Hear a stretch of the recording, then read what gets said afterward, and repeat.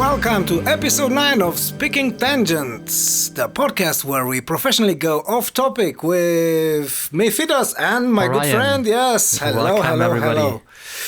Right, so episode 9 already. Yeah, crazy. We almost, so at 10 we have to do something special, right? Because it's the 10th is the first. We do? Is that I don't know. Okay. I don't know, it kind of sounds like a, Milestone. Yeah, exactly, of sorts. Right, so how have you been doing? So far so good, I would say. Not like we just spoke for 1 hour and a half before pressing record, but yeah. I mean, crazy weeks. A lot of stuff is going on. Yeah. Vacation times picking up right now, so people are getting a little crazy and, like wanting certain things to be done before everybody is gone and... Yeah. The usual things, nothing... The usual, yeah, right. So, same crazy, different day. Yes, I'm looking forward to my own vacation in 2 weeks. 2 weeks, right? Yeah. Okay. Yeah, we're going like next... No, this Saturday, actually. Yeah. Yeah, this Saturday. Yeah, oh, wow, it's almost August. Yeah. We'll be going and... I cannot wait because it's been really intense and working 2 jobs. Yeah, with 2 kids is... Yeah, I not recommended. Yeah. I mean, you gotta do what you gotta do sometimes. Always. But still. But yeah, it's a bit like I was telling you yesterday, I got off work a bit earlier. I was like, yay. And then my neighbor was like, hey, can you help me with this thing? The DIY store? Sure, let's go to the DIY store and do this and that. Then I got home. I was like, finally, I can mix and upload episode 8. Sure. Yeah, no, you don't. My son was like, yeah, Dad, I need this to do this video, like, like a YouTube thing with dynamic cuts and music. And by when? By tomorrow. So we need now to start going. Now.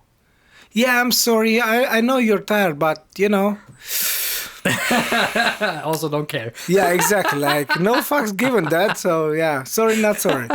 So guess what I've been doing until 11 last night and then started working on the podcast and like I was telling you, like I do not actually remembering getting into my pajamas. I don't know. I was just sleepwalking or something like that. So well, all of that would not have happened to you if you had listened to our Bundeskanzler and worked more hours. Exactly. Exactly. He's a very, how should I put it in words? He's a very forceful person. He thinks of people, to be busy up until they die. He's a person, yes, I would say he is a person, yeah. He is registered. He has a number here in Germany, very, very, very important. But, Anyways, so I was telling you about this Fender scandal thing earlier. With the guitars. Yeah. So, man, it's such a stupid thing. So, it all stems from Fender losing, like, I think, 30% of the market, which is huge, because they kept on doing things like they've always been doing things, so the quality was getting ever lower and ever worse.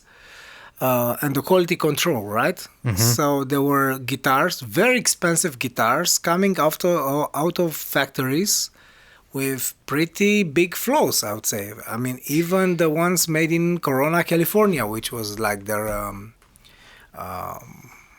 flagship, let's say, right?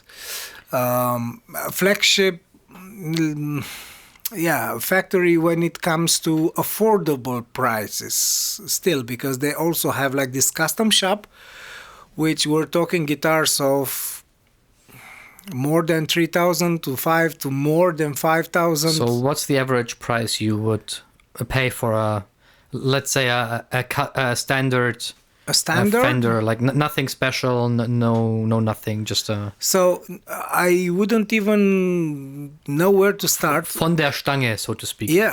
I know what you mean. So they used to have kind of like 3 price categories. So it was like the beginner thing, right? Which were like Not amazing. It was usually delegated to their junior brand, to Squire, Okay. which usually is making like more affordable stuff.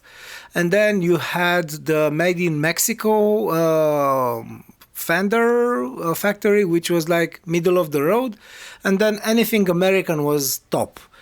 And then they started producing overseas, like Indonesia, I think at first, they were really good guitars. So they have very good factories there. In between, I think also like in the 90s, 80s and 90s, they were making guitars in Japan. And they were like really good, Yeah, I like expected really, that, really yeah. good, like better than the American ones.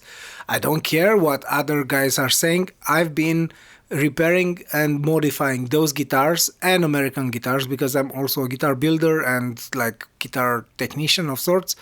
And I've seen the difference in quality of the routing, of the everything, the fitting, the fit and finish. Yeah. So yeah, so guitars that were like half the price to the American ones were better, just better. Anyways, so they moved to China, they moved to India, they moved to everywhere. But also like the quality of the Corona California ones went downhill compared to the Chinese ones from other companies.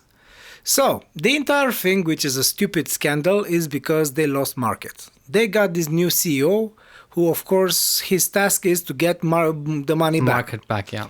And how do you get money? Well, by starting a war against everyone, right? So they won this default trial here in a local court in Düsseldorf, Germany. And they had every reason to take that company to court. So basically, there was this manufacturer that was selling Fender knockoffs on Temu for like 60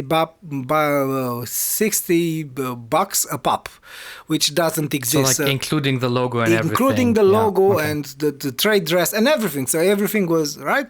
So they had every right to take those people to court. But weeks later, after winning that thing by default decision, which is like the worst way of winning a trial. Yeah, because the defendant didn't show. Exactly. So your claim is weak. It wasn't really trialed. It was just, well, they never showed up, so you won.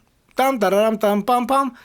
Right. So now they took the trial, or sent cease and desist letters, which is kind of the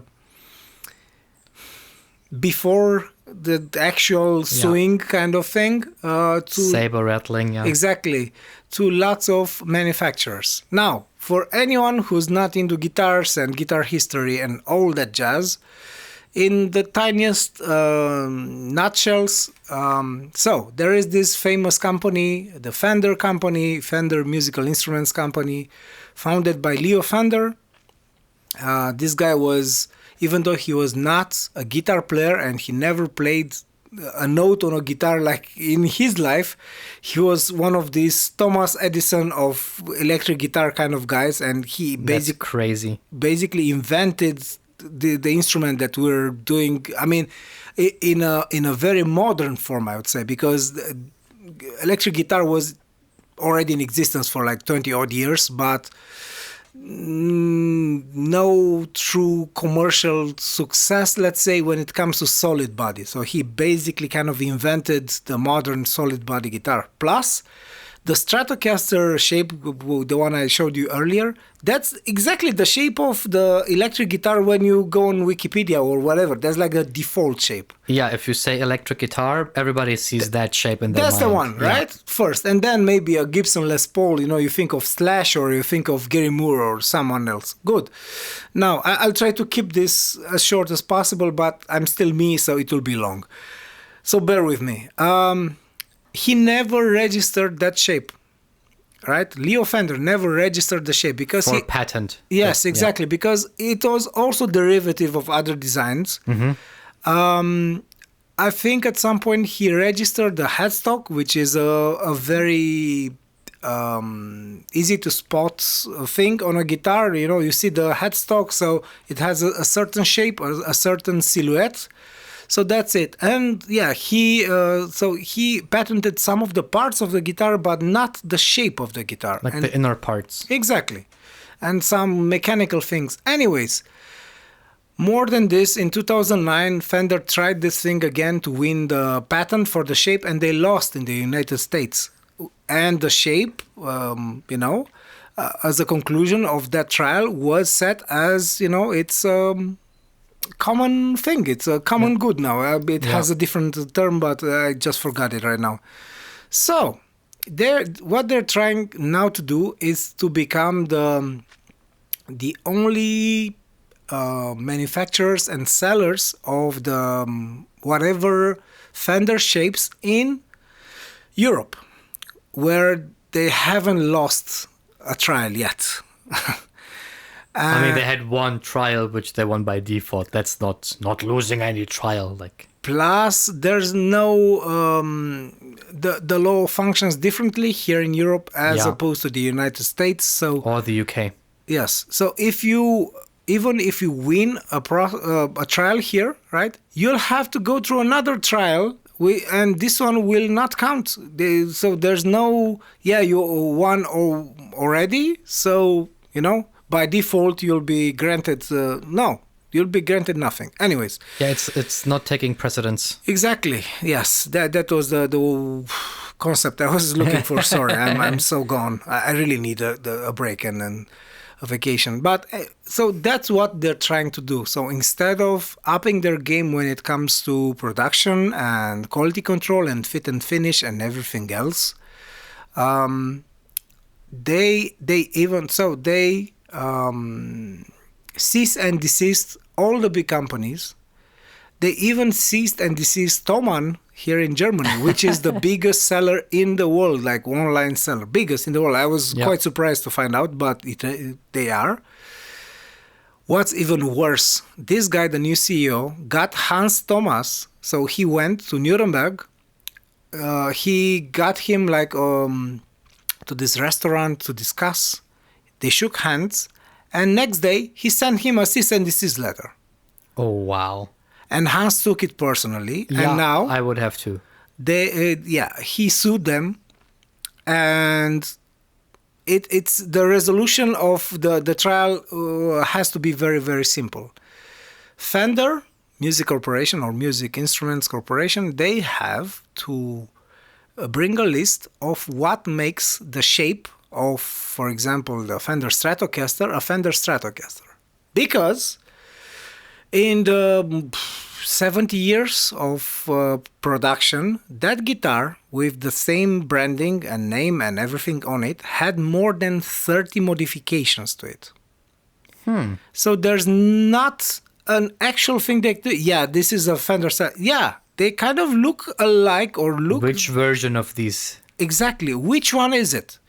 Because there is Harley Benton, which is a company that belongs to Thomann, and they are making Stratocaster-inspired guitars, more like super strats, what's called super strats. So they're like hot-rodded to the gills, and they're way better. So you can buy like a... What does hot-rodded mean in this context? Hot-rodded means like they have the best... hardware, like really good pickups. Everything is like, pushed to the max. Everything is custom or not even custom, but like premium. Yeah. So they come with truly premium parts on them, like stuff that costs more than the guitar if you do just the maths for the hardware, of course, because they are a brand of a bigger brand. They can buy in bulk and do all that thing. But so instead of upping their game, Fender tries to bully everyone, which is like really sad because, lots of my guitar heroes like Jimi Hendrix, Eric Clapton, you can name everyone, right? Gilmour, right? David Gilmour. They're all Strat players. And it's like a bittersweet thing. I've built a Fender Stratocaster for myself because I just told you about this story earlier. I went to the Fender store in Bucharest. I tried that guitar. So I always wanted that. It was an Olympic white, so like super white. Fender Stratocaster, the Jimi Hendrix one, the one he played at Woodstock, right? Everyone wanted that guitar. I tried it. The guitar. Yeah. The one with the reverse headstock and everything. Man, it was like really bad. Really bad. And at the time, we were talking like 2008, 2009 maybe. It was 600 euro. It was a lot of money. Especially for me. I was, a young musician. I was earning like almost nothing. I could barely... What was bad about it? Like, was the sound bad? Was the manufacturing bad? The manufacturing, yeah. And the fit and finish. So it had all kind of blemishes in the paint. And yikes. I could have lived with that, you could say, it's been a bit worn. Character. Exactly. Yeah. But the fact that, for example, the high E string would slide off the fingerboard because the neck was crooked in the neck pocket. Yeah, no. That was a non-starter. And that's not a very complicated to repair thing nowadays, knowing what I know now. But for a brand new guitar, unacceptable. Which you pay a premium price for. Yeah, you pay like, it's like a brand new guitar. Yeah. So they, I knew the guys at the Fender store at the time. And they were like, man, we could offer you like a discount so you can go to this guy who's been repairing our guitars on a regular basis. I was like, mate, I want to buy a new guitar. I don't want to repair it from day one. I am paying you the money and then I go to that guy to also, but we'll give you like a good discount. But thanks, but no. What do you mean? I get it for free or define good discount? No. They would have shaven off, I think, like a 10%, which is still like significant. It would have been significant for me too, but... but you're buying a new guitar. Exactly. You buy a new guitar. Basically, the second you get it to someone to get it repaired, you void the warranty. Yeah. So, because I asked, like, is this guy, like, working for you? Yeah, but, kind of like not officially. Yeah. So the second he puts his hands on your guitar, the warranty is void. So, no, man. Anyways. But this has been like a whirlwind on the guitar-related internets. And, what do you think about all this? So, crazy people, I guess. For me, this sounds like Fender cannot actually improve anymore because you criticize their quality control and the manufacturing and so on. But has been a problem for some time. So we're talking like 2008-9, and they had some big problems even for the better series of guitars. Yeah, at some point, the name and the reputation, they will take damage, and that then leads to losing market share. But if you lose 30% of market share, it's not just 30% of your business. I think it's even more.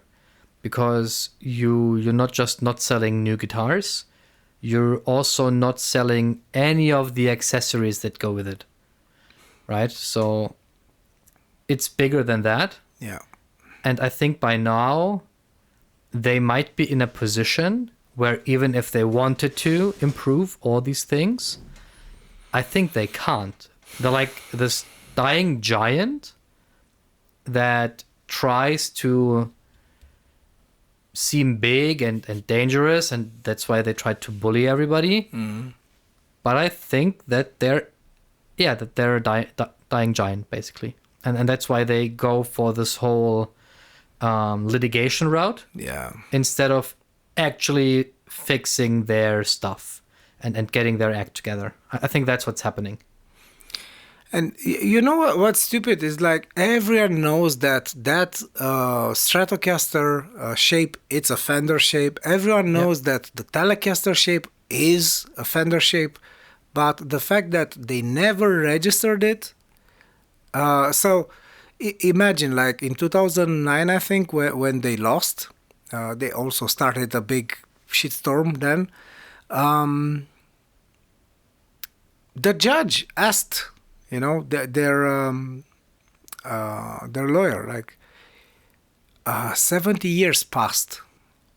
Why haven't you tried to register Yeah. it in like 70 years? Not 7, not 17, 70. 70, 70, yeah. right? So, Leo Fender sold the company to, I forgot what it was called, but Doesn't matter. it's not important, to a big corporation, CBS, yeah, to the CBS corporation in, what was it, like 1970s, I think, early 70s, maybe even 1970, for a lot of money. And then he started other two companies, also amazing companies that built like amazing guitars and basses and other stuff. And not even that company, they haven't tried. So that would have been like 15 years or 16 years after the guitar was built, So still a long time coming, but Yeah. there was not a market for example, like aftermarket guitar necks, which were better. Everyone knew that they were better than the actual Fender produced. So the CBS era guitars is not good, right? And they also sold it to someone else. But I don't want to get into this. Doesn't bit, matter really, right? yeah. But the fact that they left it like this, and then out of desperation, like, oh, now we have to do something about the shapes, like, no, mate. That's grasping for straws. Exactly. And worse than this, like big people, like big YouTubers, are not playing guitar, like Fender products, not even Fender guitars, in their clips, because they said, I don't have the resources to get around this scandal. And if I start losing subscribers because of this, well, I'm not playing your guitars anymore. Sorry. Yeah, yeah. So I don't think they imagine how much damage they will take only from this bit. And people who will start playing different brands of guitars. But I think, karma has its way. And if that's what they understood out of this, like, okay, we'll just litigate. Yeah, good luck. They also took like, they sued Yamaha and PRS guitars and also Thomann, who sued them back, like I said. So everyone knows they have money, but do they? And like that? And like that, right? And to go to court with the biggest fish in the pond against Yamaha, who's like the biggest in the world when it comes to music instruments. Good luck. Good luck, have fun, and don't die. Yeah, exactly. Like, you know what? I think one of the plausible scenarios might be they will lose and they will be bought either by Yamaha or by Thomann. That would be like, the best revenge ever, because if they are bought, funny as fuck, it will be like funny as fuck. First of all, because I think only these two corporations have the cash flow and have the resources to take on such a huge operation thing and to turn it around. I mean, to turn it to its roots. It's a guitar-based company that also builds amazing amps, by the way, or they used to build amazing amps. And let's go back to this. I mean, imagine, instead of upping their game when it comes to quality control and stuff, they built the biggest Fender cafe in Tokyo, where they made this custom taste mocha lattes with like very Fender names, like the Telecaster whatever and the Stratocaster whatever else, and they invested like tens of millions of dollars in that instead of upping their game, right? So it's like they're investing in the most stupid thing that no actual guitar player or musician is caring about or for. Yeah. I mean, we care about the guitars. We love the good guitars, right? So and the fact that they missed out like for 70 or like at this point they're more like 80 years on the mark of registering those shapes. I mean, it's gone. It's out of the window. There are like already historical series of other guitars based on the Fender Stratocaster Yeah, but that ship has sailed. like a I mean, long. even corporate America says no. I mean, They lost. Come on. They lost in Yeah. the United States, and they cannot, do anything about it. It's like, yeah, it's case closed. I mean, Full stop. what also could happen is that they actually like have to file for bankruptcy, They might. and the big players will just buy the company for cents on the dollar. They might, and it would be a pity, but I think, I mean, from everything you told me tonight, they have it coming. I mean, it's bad for all the employees and so on, yeah, but the company itself has it coming. I think so. And I mean, I would be very happy if it would become part of the Toman family, because one, it will, it will be in Europe first and then everywhere else. And by the quality of Toman products, so I've even bought some of their affordable, I wouldn't say cheap, but affordable stuff, and they are really well made. And I've seen some even cheap, I would say even cheap, Harley Benton guitars that, man, I mean, when I was a kid, that sort of guitar would have been way more expensive, right? Even if it would have been such a, let's say, not a famous name. I mean, it's this Harley Benton brand, it's famous among musicians, especially here in Europe. Yeah, you people know? who know. People who know, right? But it's, I mean, you heard of Fender without being a musician, right? Yes. I mean, it's one of those brands. Yeah, exactly. It's like saying Mercedes. Everyone Yeah. knows about Mercedes. Yeah. It's one of those brands. So, yeah, it's a pity, but Well, they are, they've been doing this to themselves. No, yeah, no one else. I 100%, mean, yeah. yeah, it is what it is. That's really unfortunate because even though I'm very into history, like this type of history of music, even though it's very adjacent to music Yeah, and not music yeah. directly still, is just something I never dug into too much. So this is really interesting to me. That's why I've also been listening a lot right now. And yeah, it's kind of sad to see such a legacy dying or like the star of this name Yeah. setting in such a such a disgraceful way, Exactly. It's just because sad and so many people put their work and life Yeah. into that yeah. for other people to just come and pick it up and break it apart. Yeah. Yeah, unfortunately, life has never been a meritocracy, so usually what we've been, really, not quite, come on. And, It depends. mostly sociopaths get into places of high power, let's say. Oftentimes, yeah. So, yeah, I mean, we've been talking about, like Marcus Aurelius, who was like one of these weirdos when it came to when Roman it emperors, comes to right? that. So, how many persons like this can we truly list in history, right? So, Not too many. not too many, Not too right? many. I mean, No. does anyone come to mind? I mean, most of them were like sociopaths, if not psychopaths. Yeah, of course. I mean, we talked about this in the last Yeah. episode as well. The people who would have the humility and the self-awareness and discipline to be fit for these types of roles, even if it's just like industry and business world, but also politics, they don't want to do it. They just don't. Yeah.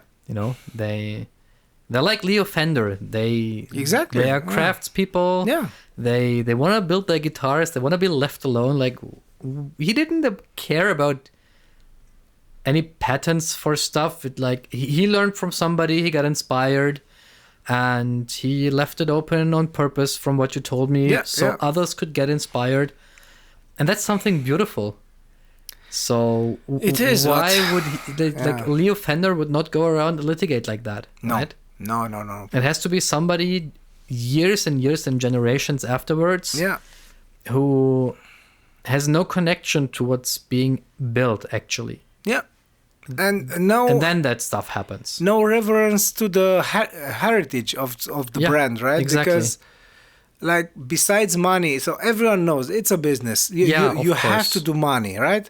But you know, a thing that really perplexes me is this modern expectation or even modus operandi of always growing, always getting more and more money from Yeah. quarter to quarter, year to year. It's unrealistic, yeah. And to what end in the way, because so I won't go on a communist rant because communism will never work, by the way, because it's against our human nature. But also Go read Gulag Archipelago if you don't believe us. go read any history and where communism was tested or tried, and you'll see it will never work. It's against, because it's not just an economic philosophy, let's say, or way of life. It's like a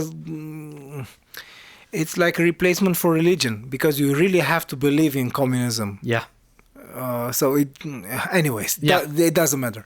So I think this is unsustainable even for the planet. Yeah, it is. For everything, because we can have enough. The Finns, they have this thing, and also the Swedes.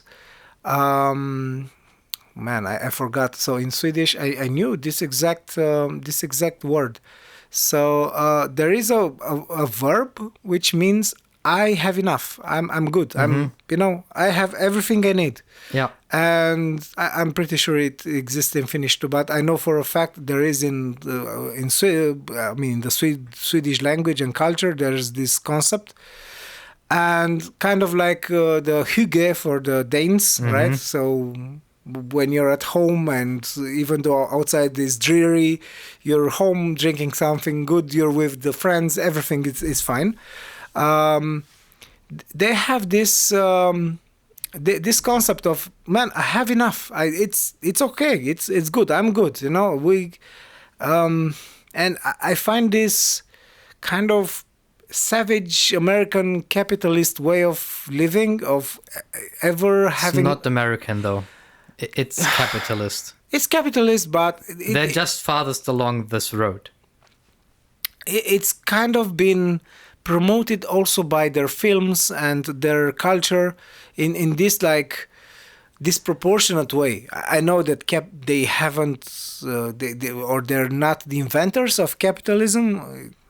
Yeah, it's been in existence for a long time.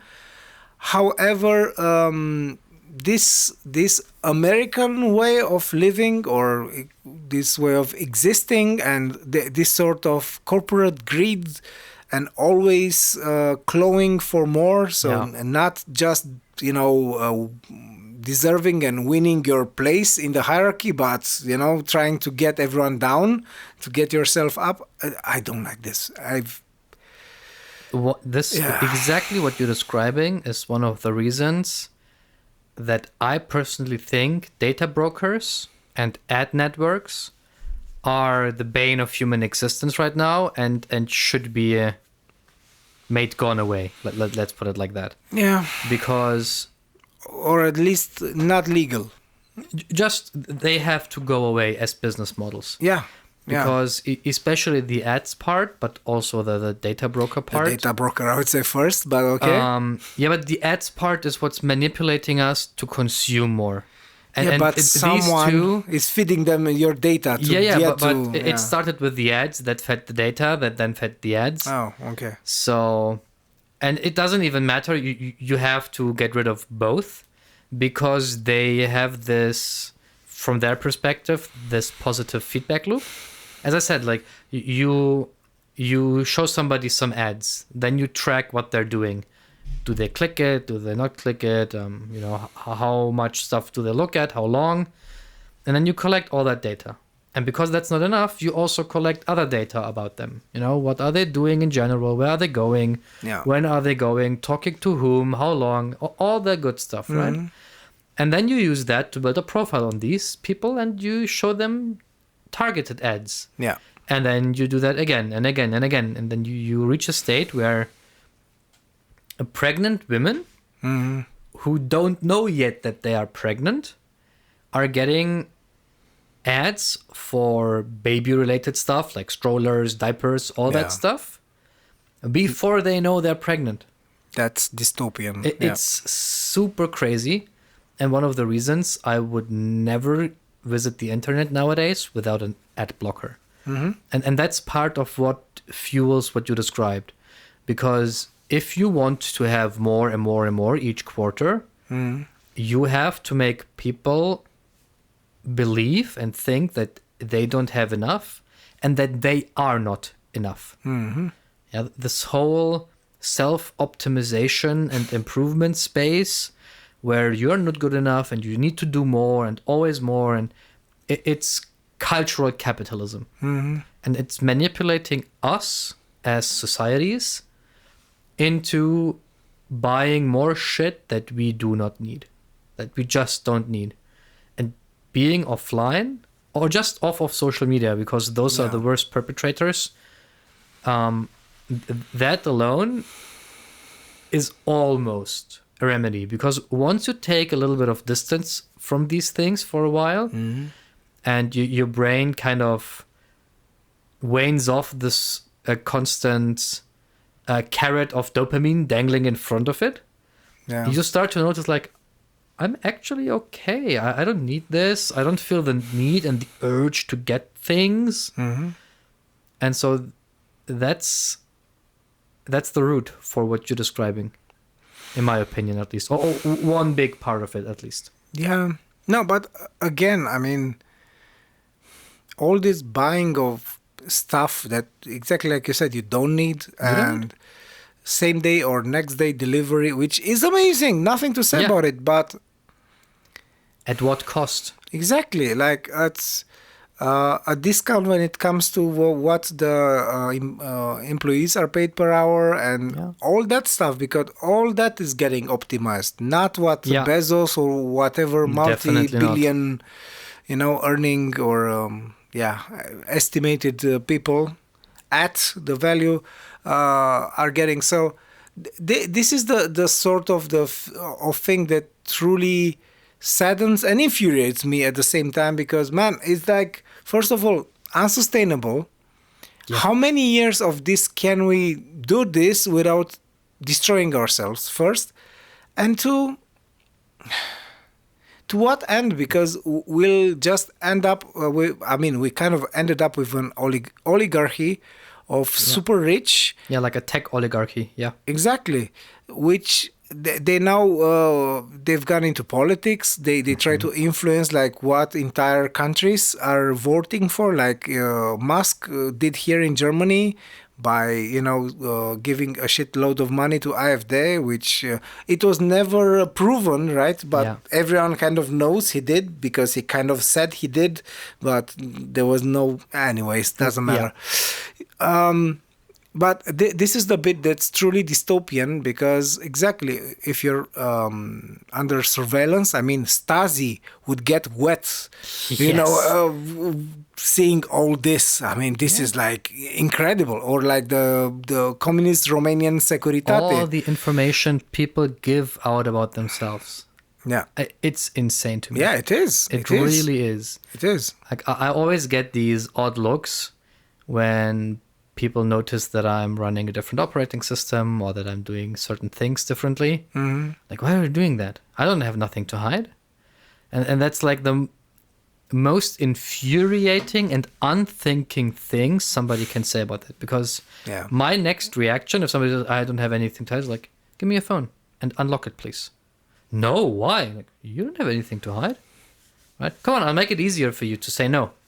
Give me your bank account details. Let me check it out.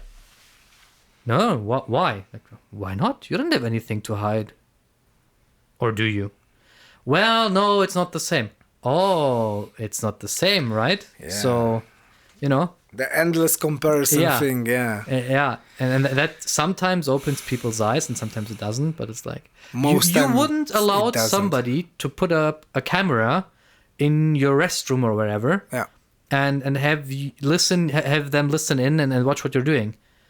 But that's what your run-of-the-mill iPhones and Android devices do. They spy on you, where you go, when you are going, for how long you're staying there, Yeah. who you're talking to, right? How long you talk to these people, how many messages do you send around, all these things. And that's okay? Or imagine having an Alexa or a Siri thingy in your Yeah, like you actually, it's a Trojan horse, right? Yeah, it is. And that's a huge issue. And also what you touched on, this group of super rich people that do not get taxed Yeah. is a really big problem for our societies. We can see it happening in the UK pretty clearly, in my opinion. You do not tax the super rich. So they live off of passive income. So if they have, I don't know, let's say $1 billion or euros, whatever, in total wealth, right? In assets. So that's houses, that's stocks, that's bonds, all that stuff. And let's say they make 1 million pounds or euros or dollars, whatever you want to use as a currency, on passive income a year. That's 1 million in currency that they have lying around. What are they going to do with that? They're going to buy more assets. Of course they're going to buy more assets. I would too, right? Yeah. And it's just plain maths. It's compounding interest, right? So they keep buying more and more assets, driving prices higher, which first takes away assets from regular people, and it also takes assets away from governments. Like, these people own more and earn more in passive income than countries do. Yeah. Like they have more money than certain countries do. True.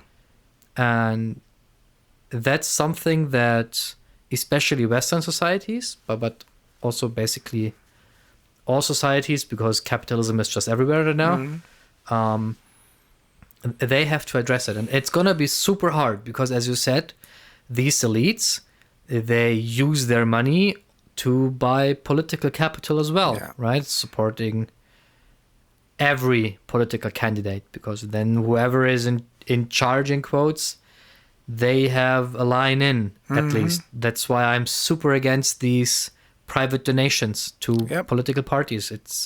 It's bad. It's really, really bad, right? We don't have to go to Donald Trump if we just stay here in Germany. The CDU, the party that at the moment provides, so to speak, the chancellor, they had their fair share amount of corruption stuff, right?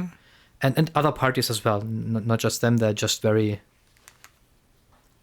I wouldn't say notorious, but kind of well known for it by now. Let's say they're very obnoxious at this moment in time. They don't learn. And so this is a huge problem that societies have to address, because this middle class that, for example, made Germany so strong economically, it's dying because of that. Not only because of that, but in big parts. My dad, he, in quotes, just learned a craft, right? He's a metal worker, as I told you.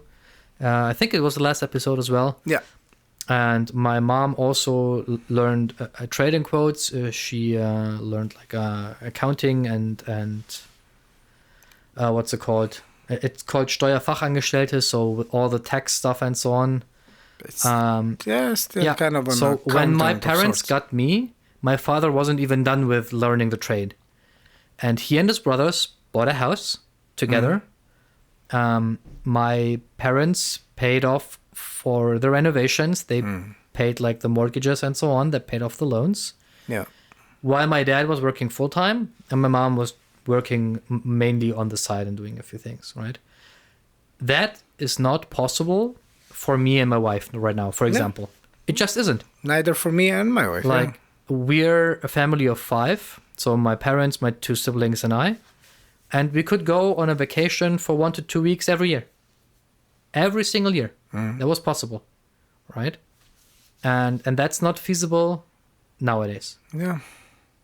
So that's something that needs to be addressed, because long before any corporation can break the system, this is going to break it. Because this is the fuel that fuels all the fringe parties, not even just the right, but also the left fringe, which is always bad for societies. Because if you start getting disillusioned people that don't see a better future for themselves or for their kids, they will start to go more extreme in their voting behavior. And that's a slippery slope. But it's not only that, if we just remember the Panama Papers and the Cambridge Analytica, people will be herded towards this kind of a decision through social media and through all this surveillance, like super Stasi, like, And not looking at you, Palantir. Exactly. So, and also they called it Palantir. So go fuck yourselves. Yeah. I don't have anything nice to say. Couldn't be more obvious, right? It's like it's insane. Like naming your surveillance system Satan, right? It's like, I wonder what that's about. I think it's something benign. Yeah, and now we're adding AI into the mix. Yeah, but think about it. Don't, because you're not going to sleep tonight. But think about it. Wait, no. I've been thinking, and I've been saying this in one of my clips on my other channel. Check it out. Yeah, the FIDAS channel is called. Anyways, think of this bit. So we're playing God with AI right now. Can we say that we're kind of playing God with it? I mean, we created it in our form, so shape and form, let's say, even though it's digitally created. I don't know if I agree with that, but for the sake of argument, let's say let's say it's more or less in it's mimicking some of our traits. Okay, which for the sake of this argument, I just go with it. All right, you can. No. I want to see where you're going. So if AI is mimicking us exactly how we evolve as creatures, right? I would say it just passed the toddler years. Now it got into like maybe early teens as an advancement, right? Good. Let's do as a thought experiment what usually happens with most teenagers when they get into their older teen years, right? They all get Marxists. Yep. Right? Imagine AI going on a Marxist. Oh no, I don't want to imagine. Wait, that.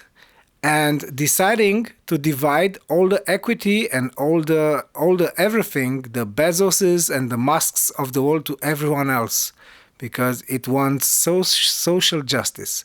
I mean, that would be like the funniest shit ever for everyone to wake up with like $1.5 million or whatever currency you want in their accounts, just because AI decided, you know what? Everyone deserves a better tomorrow.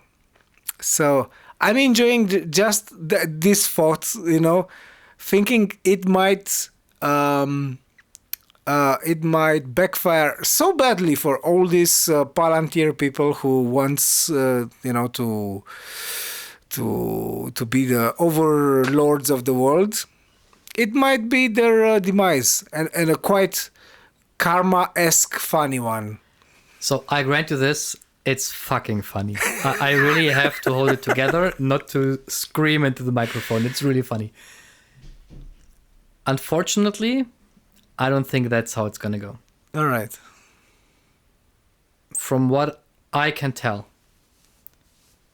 we have a handful of corporation conglomerates, call them what you want, that have a very firm and tight grasp on this technology. And I'm including the Chinese here as well. Mm-hmm.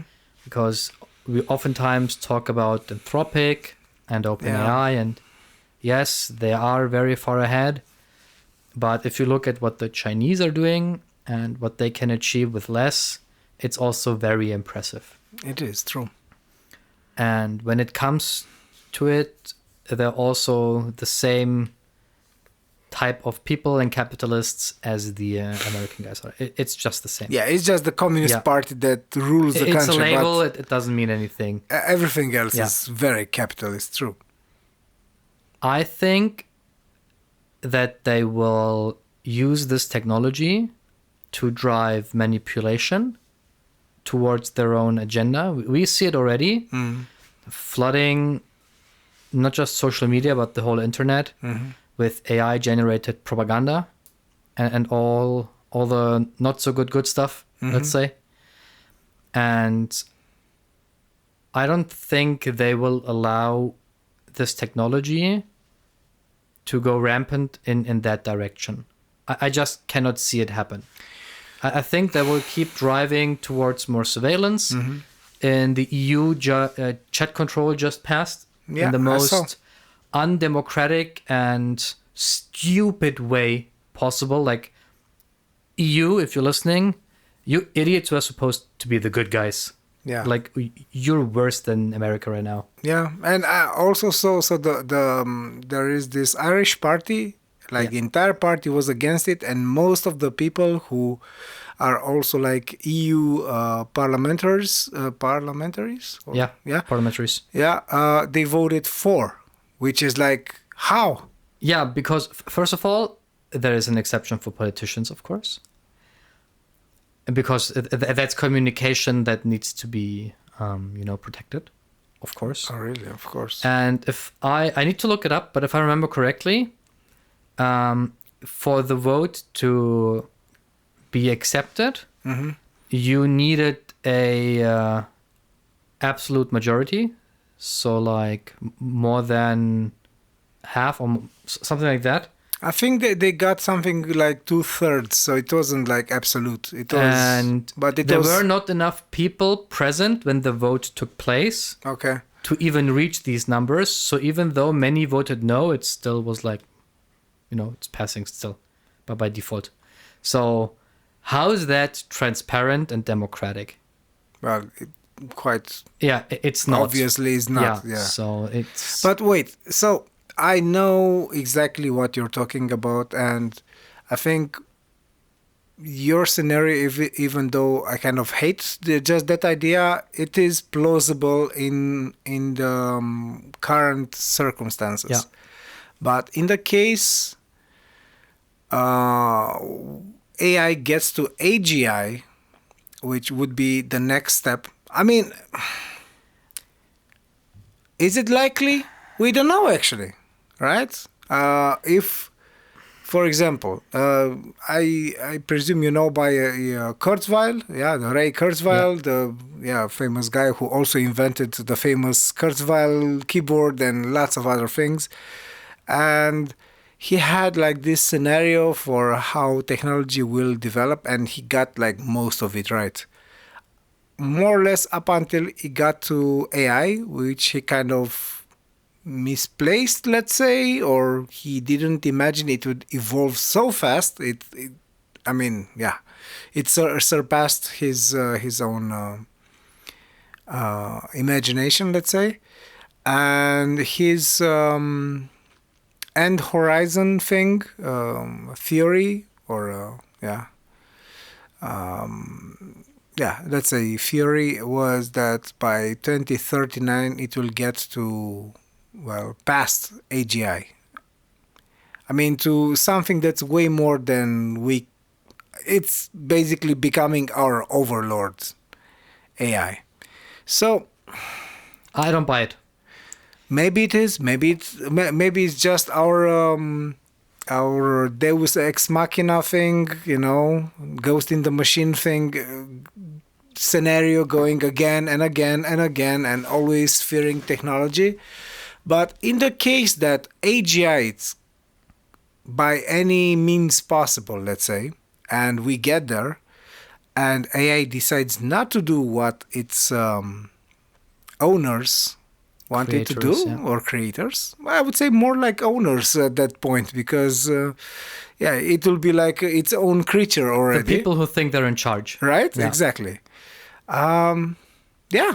If it would go on a Marxist rampage and distributes the means of production to the workers, which, by the way, again, it's not something that's feasible. And plus, even Marx was an aristocrat who lived off, a factory that he owned, and it was an heirloom of his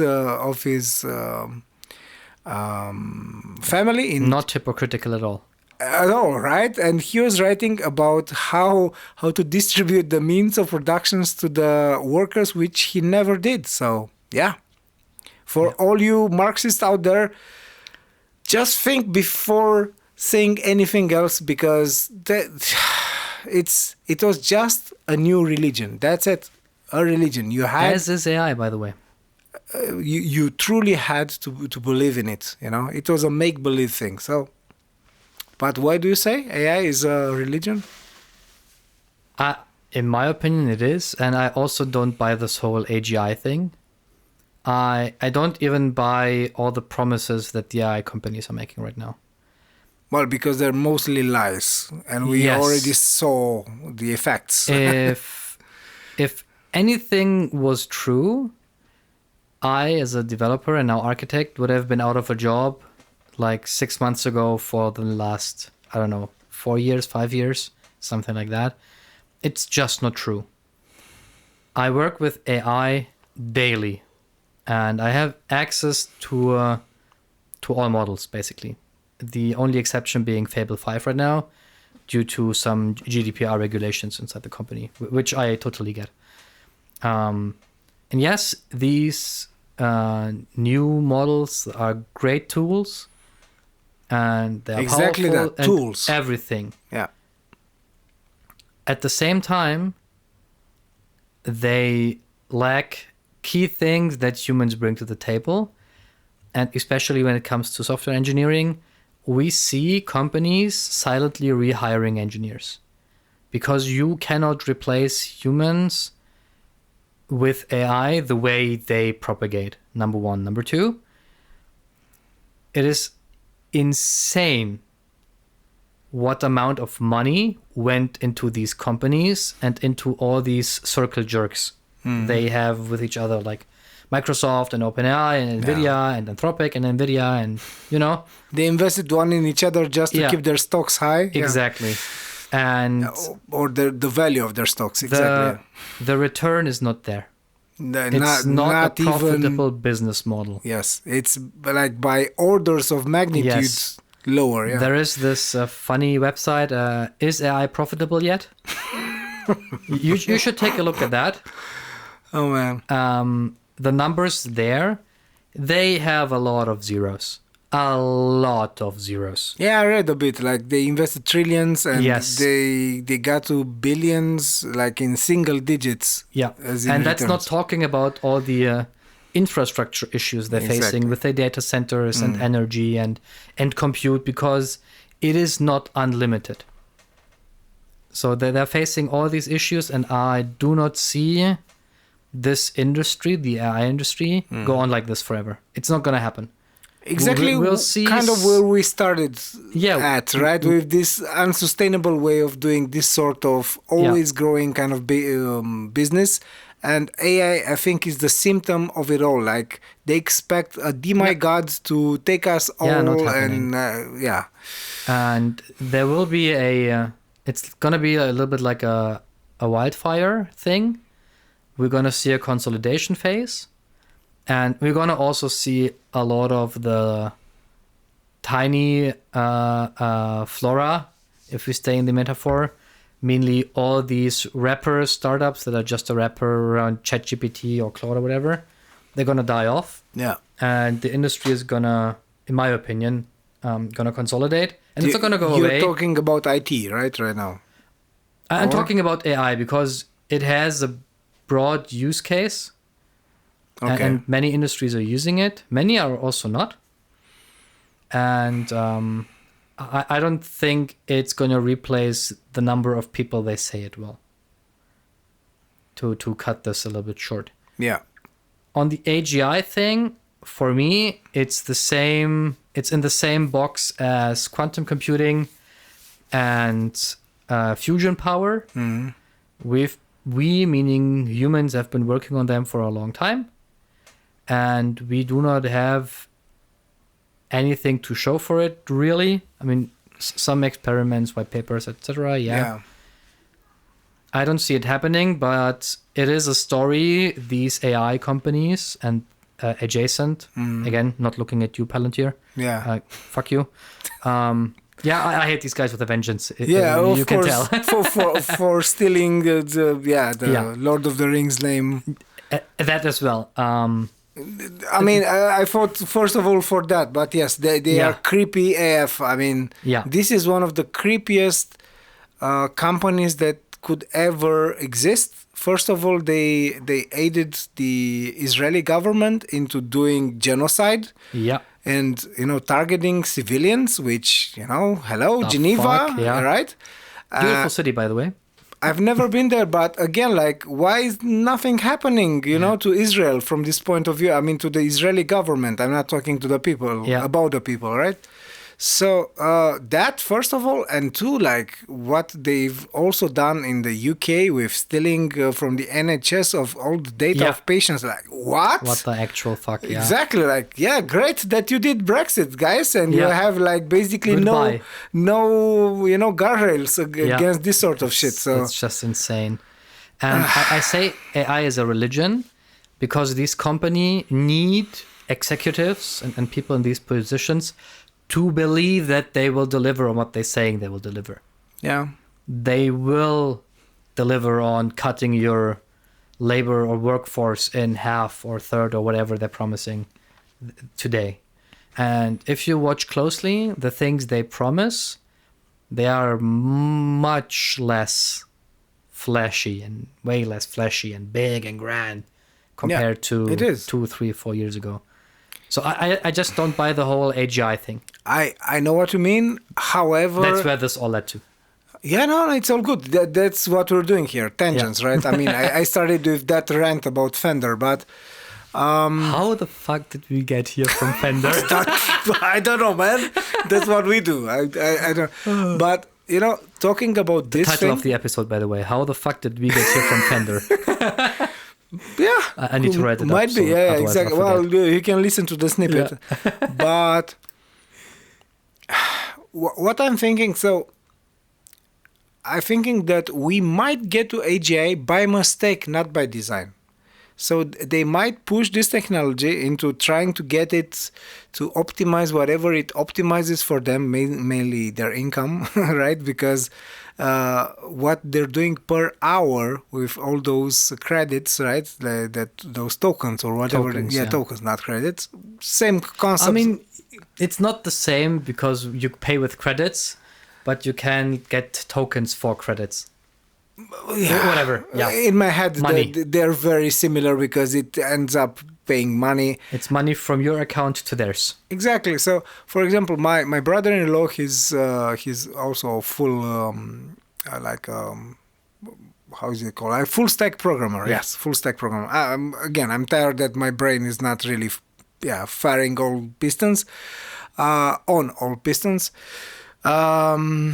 And he was telling me about this bit. So he's been using Gemini for like everyone else, and Claude, like a lot of Claude. And he said it's great. He also created some agents, to take care of his dirty work, let's say. Same. But again, at the end, he has to go sometimes, if not always, line by line to check if it didn't. You have to. Went like cuckoo, because it does that, and it has also my wife, she's been using a lot of Claude lately, and because she's wearing at least 3 hats for this job. Of course she has to, right? Because also her team is like a skeleton crew. You have AI now, guys. Go yeah on. Exactly.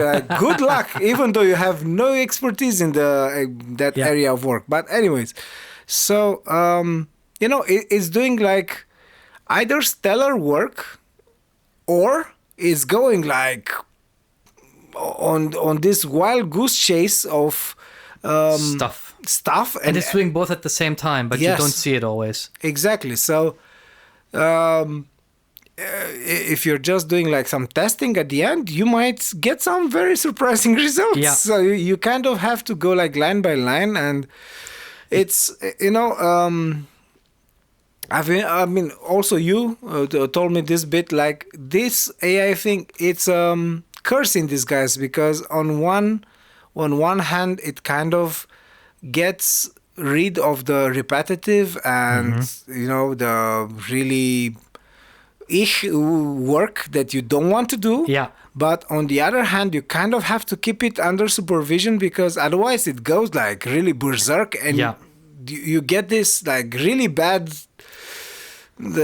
results for no good reason, because it's a probabilistic system, right? It's not deterministic. So yes, and mistakes compound. So the longer a conversation goes, the more these mistakes compound. So what I found to be really helpful and useful is to give it, I call them atomic, so as small as possible chunks of work. Yeah.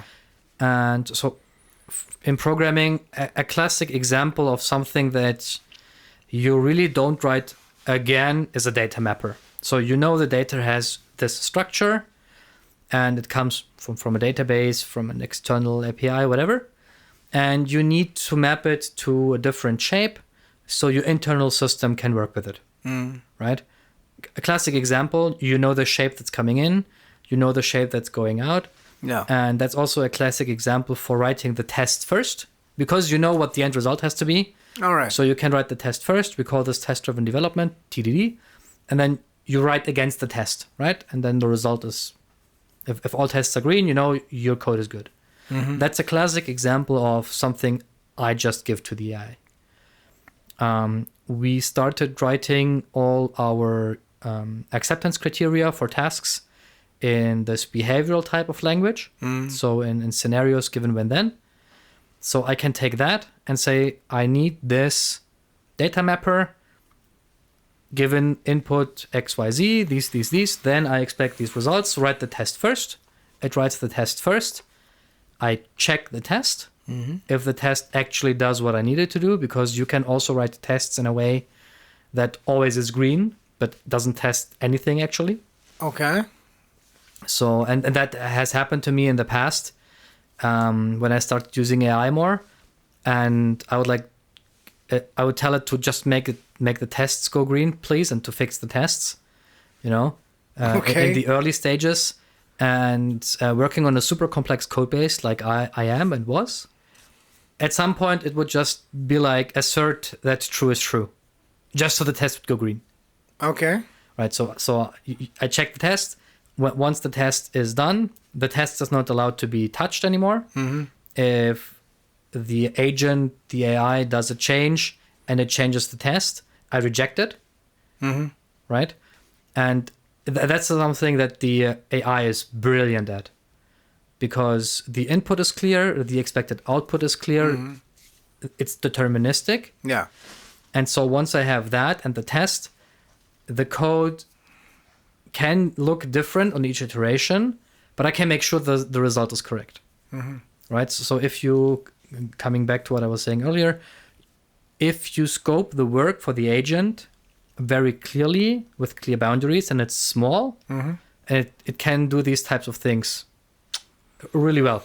It's the truth. Yeah. But the moment things get complex, you need to have a lot of context, you need to know people, you need to know processes. That's where it makes mistakes and where they compound. So if you don't catch them, and you don't catch them always, even if you're very knowledgeable and experienced, it throws so much content at you. Exactly. That's a thing. Yeah. It's really, really, really hard, because then you need to be disciplined. You need to go through everything. I just told you today, I'm designing a new feature. And I'm working very closely with my lead developer. So I'm the architect for the team, and we're working very closely together. And at some point, it was about, we need to import something from a file to database.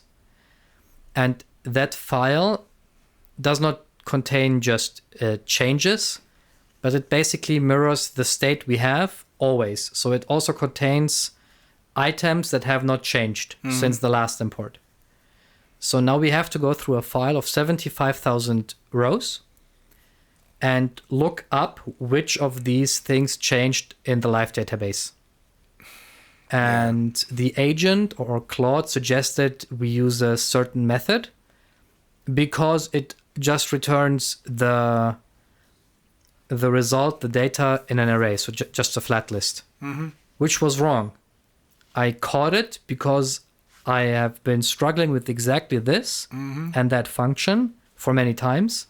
So I knew the second I saw it, this is wrong. If we build the feature on this assumption, it's going to be bad because we're going to be reading 75,000 times every time we run this part of the code, which is really, really bad. You don't want to do that if it's not absolutely necessary. And even then, you don't want to do that, right? I mean, it would just put a All huge this- amount of unnecessary stress on the system, right? Exactly. All this to say, and this was like Opus 4.8 with like all the depth and effort and everything like that's super like high. a very That's really strong. advanced It's a great AI model. model, right? Yeah. I really like working with it. All right. And it still made that, in quotes, basic mistake. So you really, really need to know what you're doing for it to make you more efficient. If you Yeah. don't know what you're doing, you don't know to look for these nuances. And that's what makes it so volatile, let's say. Yeah. I mean, I don't know if I told this, but I've worked in design for many years. Yeah. And at some point we were colleagues. That's how we met. And I was getting this this line thrown at me at every corner, like, but use more AI. You know, you can optimize your work by using more AI. And there are things that also in design could be optimized, Yeah. right?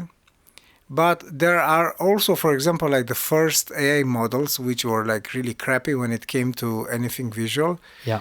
They would make this not even basic, but stupid mistakes, right? So at the time I was working for a design system for that company, and I tried using some AI, you know, to streamline, because I was working on the icons, to redo the icons, and it was so bad that by the end of it we just decided to go with Google Material Collection, because it was, you know, it was there, it was open source, predictable, something that people knew what to expect. And way faster than to redo all the icons and shapes from zero. Plus that the marketing could never make up their mind what they actually wanted. Yeah, classic marketing. Yeah, I have my own drama with marketing altogether. But going past that, so it was more of a hindrance than something that could help you. Yeah. Now, when, for example, even Figma, I think it uses some or more AI. Yeah. You can get it to do like basic stuff, like to label things, to arrange things in certain orders, and it will. I mean, that really boring stuff that no one wants to do. That being said, I was talking with one of my students today. Today is the day where, you know, when I'm usually teaching guitar. Actually, from September on, every day will be the day I will be teaching guitar, which is amazing. But she's an accountant, and she's been telling me about this. They have many, I don't know, like accounting apps and stuff that are AI driven. And, you know, those AI services, they do really basic stuff like scanning and arranging invoices in a certain order, by whatever date, by codes, by something they need. And putting all the data, so basically parsing the data and putting that data in a database, right? When it makes a mistake, it's exactly like you said, it's compounded and it gets worse and worse. And if you don't identify it fast, so if you don't have an experienced accountant to see, wait, something is wrong here, Yeah. and you just take like basically juniors and give them AI, whatever model it might be. Doesn't matter, yeah. That Opus, which is very, advanced, and or whatever crappy older one, the result will be the same, a disaster. Yeah, shit in, shit out. Right. And even worse because people won't know what to look for. And, I was also talking with some other friends who are either developers or around this data manipulating thing, line of work. And it you have to have that domain knowledge. Yeah. And you have to understand why something has to be a certain way, because they've all told me, no, it used to be like this. When you didn't know something, you either asked someone more experienced or went on a forum of people. Hey, have you ever had this issue? I've been bumping my head on all walls because of this. But you know what? Even though that way of getting knowledge was slow, and I don't think it was fun, but by any stretch of it had quite a big amount of friction sometimes. Right? But still, when you got the right answer, you got the right answer. So And you kept it. And you kept it. Now you can get many options, and like you said, pros and cons recommended by AI. Yeah. But you never know if that thing is truly okay or if it's shit. If it's not, yeah. Right? So even though all those models got really, really good nowadays, when they mess up, exactly, They confidently mess up. yeah, and they try to convince you that you're wrong, which is like aggravating, right? Yeah. So I have just a tiny example. And I was really lazy one day, so I had to prepare a lesson for all my students, and I wanted to work a bit more on rhythm and reading of notes, but not like the pitches, only rhythm, right? So I wrote everything, I think, on the middle line of the lead sheet, like the B, right, note B, but it was just whatever note, it didn't matter.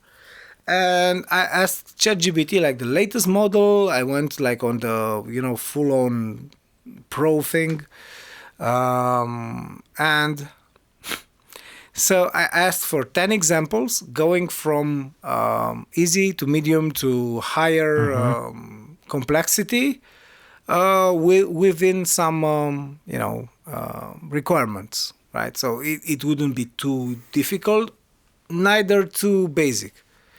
So out of the first 10, 2 of them were wrong, and I told ChatGPT, hey, so 2 and 7, they are wrong. Please correct them.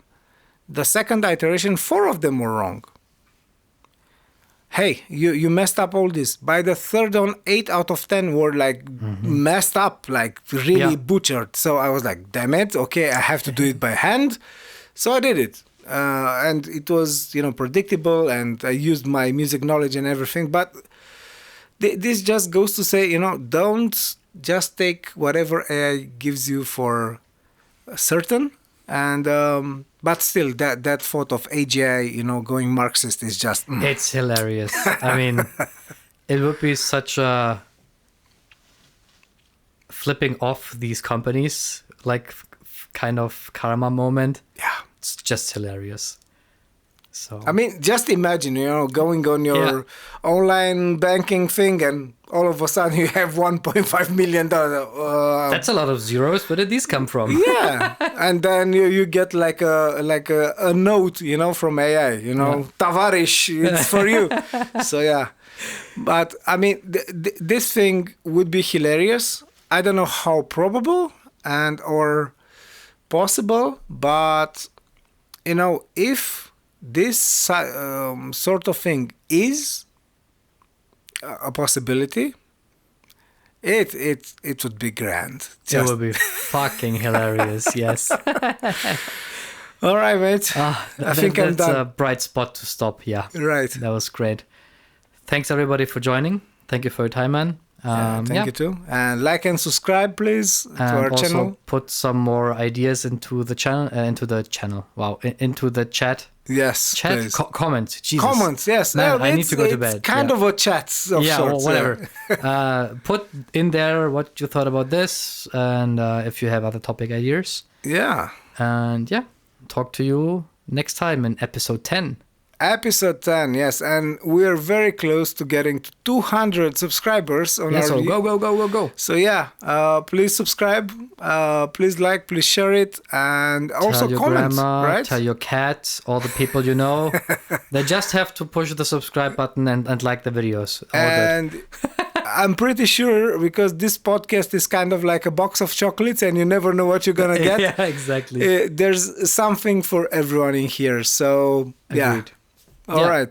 Thanks Then. everyone. See you soon. Ciao, Pisco. Ciao.